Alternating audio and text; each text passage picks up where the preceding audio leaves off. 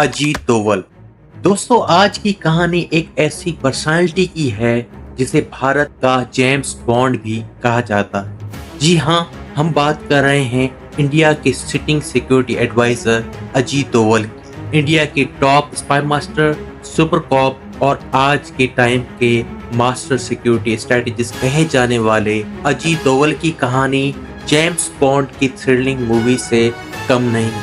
India के दुश्मन इनके नाम से डरते हैं और आज इनको इंडिया के टॉप ब्यूरोक्रेट्स में शामिल किया जाता है। कभी रिक्शा वाला तो कभी मोची, कभी बैगर तो कभी धर्म बदलकर उन्होंने दुश्मनों के सीक्रेट्स डिस्ट्रॉय किए और भारत की सिक्योरिटी को मजबूत किया। जरा सोचिए, एक ऐसा आदमी जो पिछले 50 सालों से भारत की सुरक्षा और इंटेलिजेंस का बैकबोन रहा है, उसने अपने 30 सालों के अंडरकवर करियर में ऐसे ऐसे खतरनाक कारनामे किए हैं जो शायद स्पाई की दुनिया में किसी एक स्पाई ने नहीं किए। एक ऐसा स्पाई जो पाकिस्तान में अंडरकवर गया और वहां से जिंदा वापस आया। एक मास्टरमाइंड जिसने गोल्डन टेम्पल से मिलिटेंट्स को नेगोशिएट करके बाहर निकाला और जिसका नाम भारत के सबसे बड़े ऑपरेशन से जुड़ा है।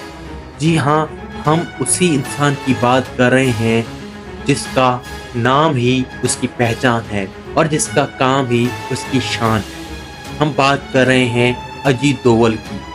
आज उनकी एज लगभग 80 साल की, लेकिन वो आज भी फिट एंड एक्टिव दिखाई देते हैं। मगर ये सफर इतना आसान नहीं था। आज भी भारत की सिक्योरिटी एंड फॉरेन पॉलिसी से रिलेटेड स्टेप्स उन्हीं की सुपरविजन के नीचे उठाए जाते हैं। तो फिर कई सवाल जहन में आते हैं कि आखिर उनमें ऐसा क्या खास है जिसकी वजह से उन्होंने इम्पॉसिबल को भी पॉसिबल कर दिया। कैसे अजीत डोवल ने एक छोटे से गांव से निकलकर दुनिया के सबसे फियर्ड और रिस्पेक्टेड स्पाई की पोजीशन तक का ये सफर तय किया। कैसे उन्होंने भारत के दुश्मनों के दिल में डर पैदा किया और अपनी अनमैचेबल स्ट्रेटजी से भारत को सिक्योरिटी में इतना पावरफुल बनाया। इस वीडियो में हम जानेंगे अजीत डोवल की जिंदगी के बारे में और उनसे जुड़े किस्से और कहानियों के बारे में चर्चा करें। तो बने रहिए हमारे साथ, क्योंकि ये कहानी आपको पक्के तौर पे इंस्पायर करे। अगर आप इस चैनल पे नए हैं तो चैनल को जरूर सब्सक्राइब करें ताकि आप ऐसी रोमांचक कहानियां जानते रहें। Early life. दोस्तों, अजीत डोवल का जन्म 20 जनवरी 1945 को उत्तराखंड के एक छोटे से गांव गिरिबनेलसन में हुआ था। उनके पिता इंडियन आर्मी में ऑफिसर थे। उनकी शुरुआती एजुकेशन एक मिलिट्री स्कूल से हुई। डोवल की school education Ajmer military school से हुई। ये वही जगह थी जहां से उनकी लीडरशिप और डिसिप्लिन स्किल्स डेवलप हुए। 22 की एज में उन्होंने यूनिवर्सिटी ऑफ आगरा से मास्टर्स इन इकोनॉमिक्स में किया। यहीं से उनकी एनालिसिस की स्किल्स और भी ज्यादा मजबूत हुई, एक ऐसी स्किल जो उनकी फ्यूचर इंटेलिजेंस करियर में काफी यूजफुल रही। मास्टर्स करने के बाद डोवल ने डिसाइड किया कि वो सिविल सर्विस में जाएंगे और वो भी आईपीएस में, क्योंकि वो भारत की लॉ एनफोर्समेंट के फ्रंट लाइन पे रहकर देश के लिए कुछ करना चाहते थे। 1968 में उन्होंने अपना पहला यूपीएससी अटेम्प्ट किया और अपने पहले ही अटेम्प्ट में उन्होंने एग्जाम क्रैक किया और Indian police service IPS join की। इस बात से आप अंदाजा लगा सकते हैं कि अजीत डोवल पढ़ाई में कितना शौक रखते थे और वो पढ़ने में कितने शार्प थे।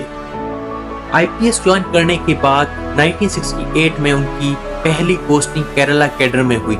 उनकी पहली पोस्टिंग एएसपी के तौर पे हुई। खैर, कोइंसिडेंस की बात यह है कि उनकी पहली पोस्टिंग के कुछ वक्त बाद ही केरला में एक बेहद अनफॉर्चुनेट इंसिडेंट हुआ।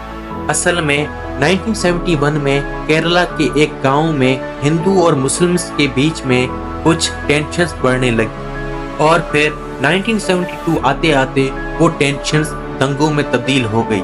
पूरे एरिया में टेंशन फैल गई थी और लूटमार होने लगी। हालात बिगड़ने लगे थे और उस वक्त के देश के होम मिनिस्टर ने एक ऐसे पुलिस ऑफिसर को भेजा जो उन मसलों को समझ सके और हालात को कंट्रोल कर सके, और वो पुलिस ऑफिसर थे अजीत डोवल।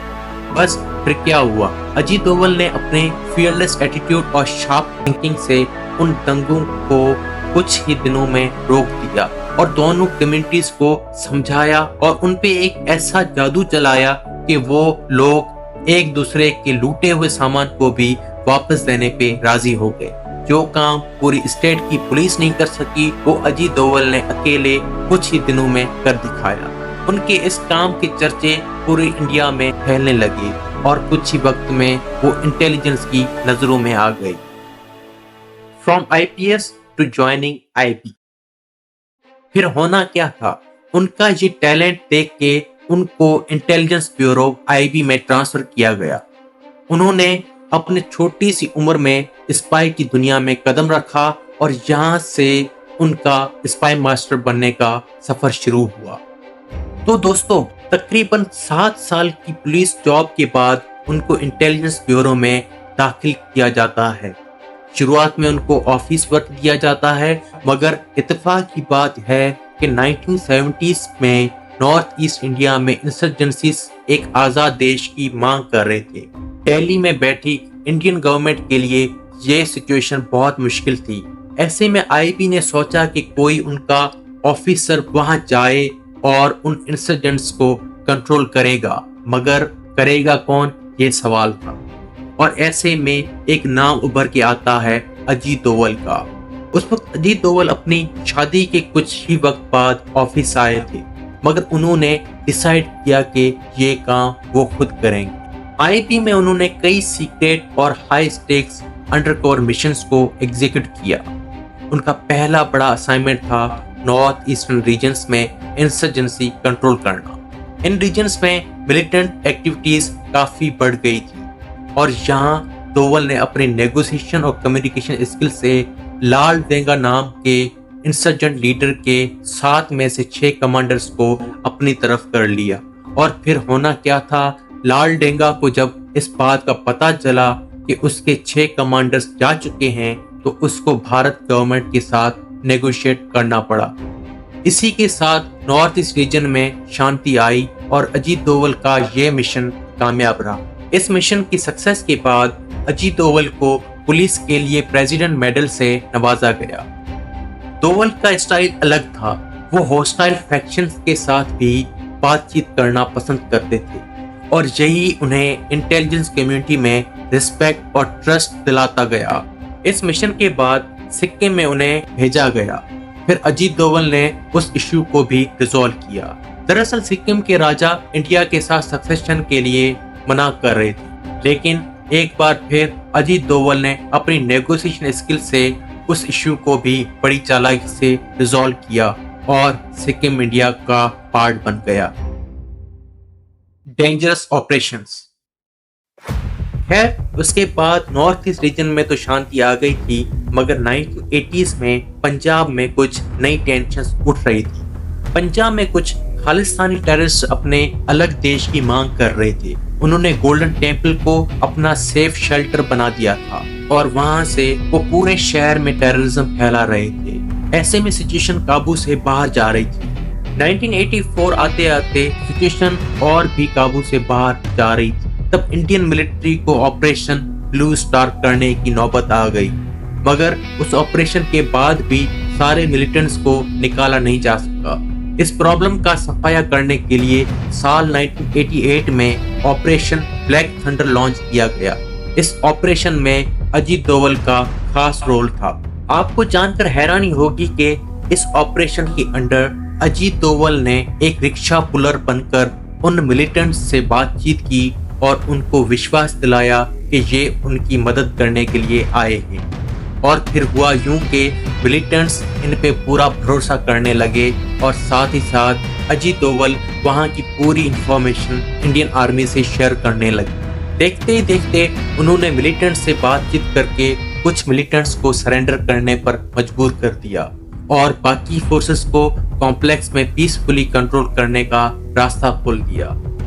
उसके अलावा डोवल ने कुछ ऐसे डेयरिंग ऑपरेशंस किए जो उनकी रेपुटेशन को और भी ज्यादा ऊंचा उठाने वाले थे। उन्होंने पाकिस्तान में अंडरकवर काम किया और वहां से भारत के लिए काफी क्रिटिकल इंटेलिजेंस गैदर।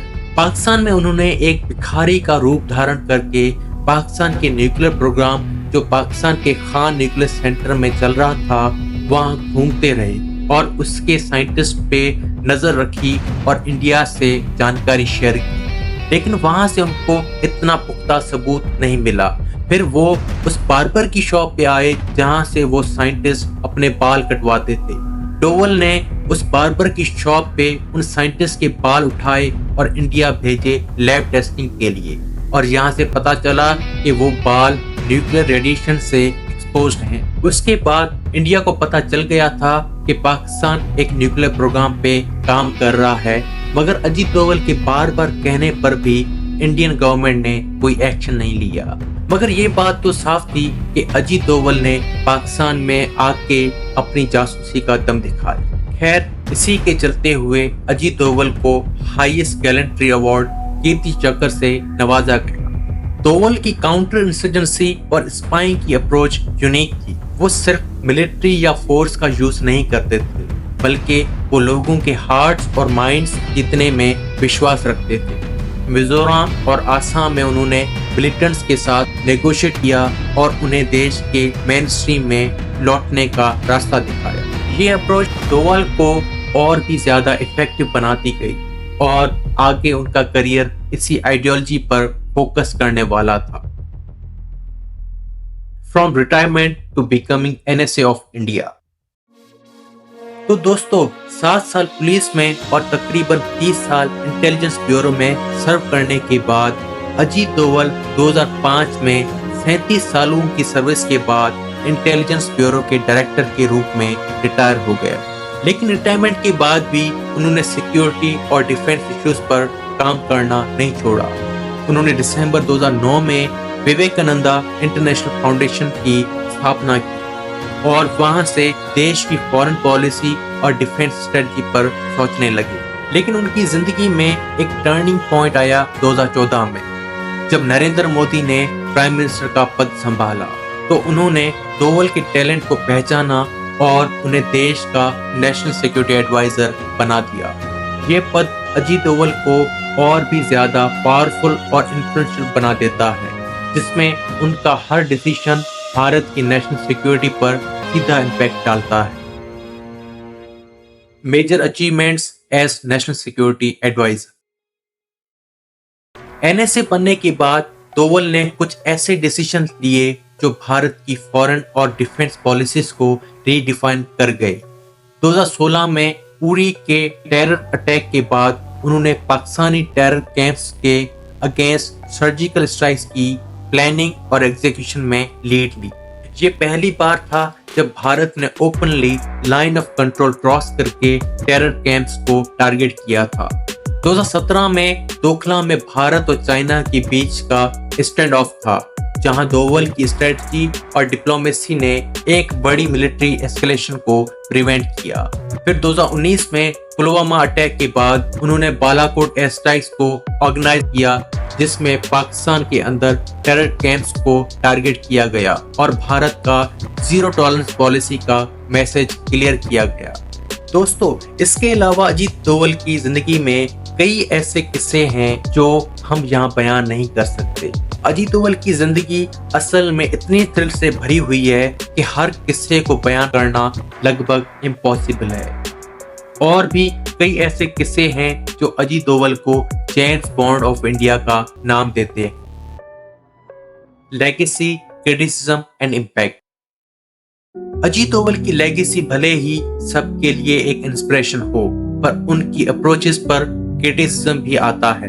कुछ लोग उनके एग्रेसिव स्टांस को भारत और उनके पड़ोसी देशों के बीच टेंशंस बढ़ाने वाला मानते हैं, तो कुछ कहते हैं कि वो ज्यादा मिलिट्री रिस्पांस पर फोकस करते हैं और डिप्लोमेटिक रास्ता इग्नोर कर देते हैं। लेकिन डोवल के सपोर्टर्स और क्रिटिक्स दोनों ये बात एक्सेप्ट करते हैं कि उनकी भारत के लिए कॉन्ट्रिब्यूशंस इनवैल्यूएबल हैं। उनके डिसीजंस और पॉलिसीज ने भारत की बॉर्डर्स को सिक्योर रखा, पोटेंशियल थ्रेट्स को प्रिवेंट किया और भारत को एक स्ट्रॉन्ग रीजनल पावर बनाने में मदद की है।